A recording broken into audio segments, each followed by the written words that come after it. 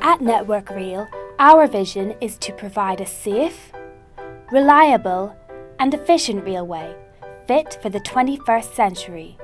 To do this, we must interact and communicate with a wide variety of stakeholders that are interested in the railway and what we do. Our reputation is closely tied to the industry as a whole. But what do our stakeholders think about the UK rail industry? Let's look at three of the most important groups that we deal with: passengers, politicians, and the media. Passengers are, of course, very important to the rail industry. They're the ones making the journey after all. According to the National Rail Passenger Survey, 4 out of 5 were satisfied with their most recent journey.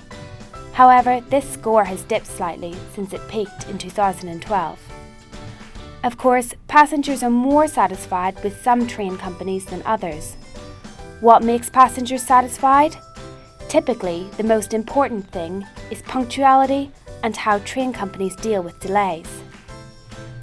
The views of politicians are vital because they decide what happens to the railway. Transport does not feature high on their list of priorities, but jobs and the economy do. Our role is to show how what we do can help create jobs and economic growth in the UK.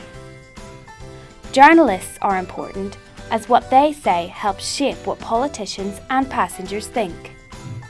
Transport journalists are actually quite positive about the industry, but the wider media landscape can be difficult when things go wrong. Whichever audience you speak to, priorities are usually the same: controlling fares, improving capacity, and of course, delivering a reliable service. So what do these stakeholders think about us at NetworkRail? The first thing to know is that most cannot separate NetworkRail from the industry itself. 60% of the public think we run the trains. So, it is clear we have a role in shaping the reputation of the industry. We can do this by meeting our performance targets, delivering infrastructure projects, and also in how we manage our stations and interact with the public. Our reputation is complex and made up of opinions from many other groups, not only passengers, politicians and the media, but the train companies, our suppliers, station tenants, those that live and work near the track, and so on. These groups have varying impressions of us. In our research, we ask each group whether they would speak highly of us or be critical. Our reputation among suppliers is generally the strongest. The train companies are the most critical of us.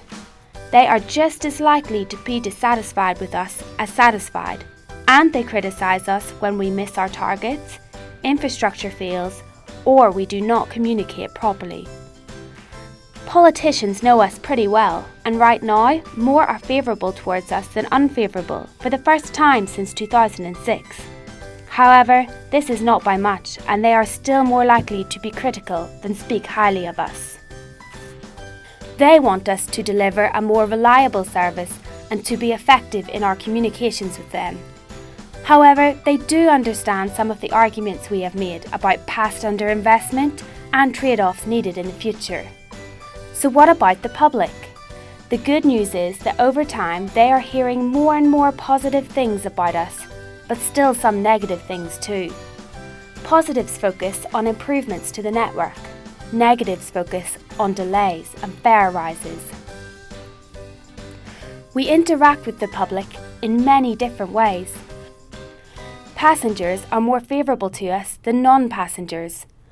Another audience we survey are line-side neighbours, the 22 million people that live near the track. They want us to communicate clearly when disruption will occur, otherwise our reputation is damaged.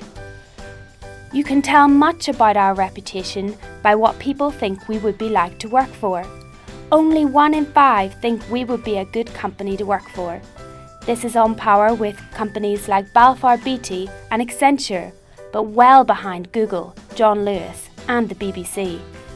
So our reputation is complex and always evolving. It is also subject to events.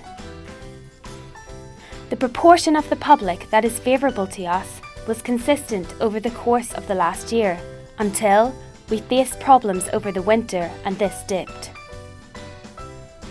You can find more information about what we do by contacting Head of Research and Insight, Andrew Regan.